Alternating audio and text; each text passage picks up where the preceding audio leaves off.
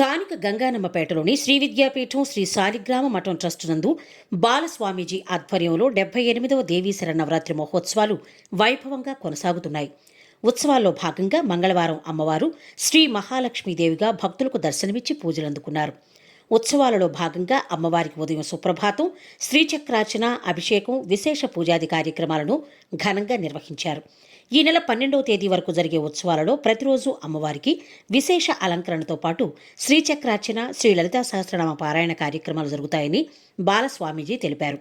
భక్తులు విశేషంగా ఉత్సవాల్లో పాల్గొని అమ్మవారి ఆశీస్సులు పొందాలని పేర్కొన్నారు. కార్యక్రమంలో ట్రస్ట్ చైర్మన్ నంబూరు వెంకట కృష్ణమూర్తి, సలహా మండలి చైర్మన్ కొత్త సుబ్రహ్మణ్యం, ట్రస్ట్ కార్యదర్శి రావూరు సుబ్బారావు, ఉపాధ్యక్షులు పెనుగొండ వెంకటేశ్వరరావు, సభ్యులు ముద్దాబత్తున రమణయ్య, గోపు రామకృష్ణ, చుండూరు లోకనాథం, జయలక్ష్మి, మాతృమండలి సభ్యులు తదితరులు పాల్గొన్నారు.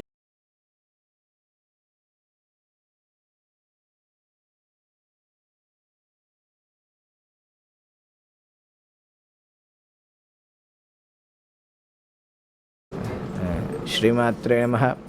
శ్రీ గురుభ్యో నమః. శ్రీ విద్యాపీఠం శ్రీ శాలిగ్రామ మఠ సంయుక్త ఆధ్వర్యంలో శ్రీదేవి శరన్నవరాత్రి మహోత్సవ కార్యక్రమాలు అత్యంత వైభవపేతంగా నిర్వహిస్తున్నాము. ఈరోజు చాలా విశేషంగా పరదేవత మహాలక్ష్మీదేవిగా భక్తులకి దర్శనమిస్తున్నారు. ఈ చరాచర జగత్తులో ప్రతి మానవాళికి ధనం అనేది ప్రధానమైన అవసరంగా ఉంటుంది. అయితే మనకి ఈ జగత్తులో ఉన్నవన్నీ కూడా ఐశ్వర్యంతోనే సమానము. లౌకికంగా ఐశ్వర్యాన్నే మనం ధనంగా భావన చేస్తూ ఉంటాము. శరీరం కూడా ఐశ్వర్యము, ప్రకృతి కూడా ఐశ్వర్యము, తీసుకునే ఆహారం కూడా ఐశ్వర్యము.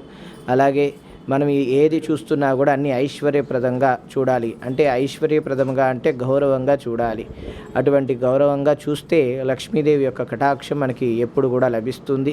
ఎక్కడైతే శుచి శుభ్రత ఉంటుందో అక్కడ లక్ష్మీదేవి కూడా చక్కగా వచ్చి నివాసం ఉంటుంది.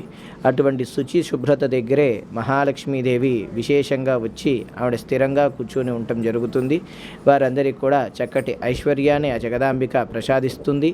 కామ్యార్థాలుగా వారికి ఏ సంకల్పాలు ఉన్నాయో అవన్నీ కూడా నెరవేరుస్తూ ఉంటుందన్నమాట. అలాగే మన దేహము, మనం ఉన్న ప్రాంతము కూడా ఎలా అయితే శుచి శుభ్రతగా ఉంటుందో మన మనోభావాలు, మన ఆలోచనలు కూడా అలానే ఉండాలంట. అవి కూడా పవిత్ర భావనతో ఉంటే, అవి కూడా చక్కగా ఉంటే అప్పుడు అమ్మవారు మన మనసులో కూడా జరబడి మన మనసులో ఆవిడ ఉంటారంట. అటువంటి భగవంతుడికి మన మనసులో కూర్చునే స్థానాన్ని ఏర్పాటు చేసి ఆసనంగా ఇచ్చి ఆ పరదేవతని మన మనసులో ధ్యానిస్తూ అర్చించడం మూలాన విశేషమైన ఫలం లభిస్తుంది. ఈరోజు ఆ పరదేవతకి విశేషంగా డబ్బులతో అలంకరణ చేయటం జరిగింది. అలాగే ప్రతి ఒక్కరు కూడా మన శ్రీ విద్యాపీఠంలో ఈ దేవీ శరన్నవరాత్రి మహోత్సవాల్లో విచ్చేసి అమ్మవారిని దర్శించి అమ్మవారి యొక్క దివ్య అనుగ్రహం ప్రసాదం స్వీకరించవలసిందిగా కోరుచున్నాము. రేపు చాలా విశేషమైనది. రేపు ఈ నవరాత్రి 10 రోజుల్లో కూడా విశేషమైన పర్వదినంగా మన పెద్దలు మన అందరికీ చెప్తూ వచ్చారు. మూలా నక్షత్రం నాడు ఆ పరదేవత యొక్క ఆరాధన విశేషమైన ఫలం లభిస్తుంది. మూలా నక్షత్రాన్ని పురస్కరించుకొని రేపు సరస్వతీదేవిగా అమ్మవారికి అలంకరణ చేయటం జరుగుతుంది. అమ్మ సరస్వతీదేవి విద్యాప్రదాయినిగా, వీణాపానిగా భక్తులకి దర్శనమిస్తారు. రేపు అమ్మవారికి విశేషంగా వెన్నపూసతో అలంకారం చేస్తామన్నమాట.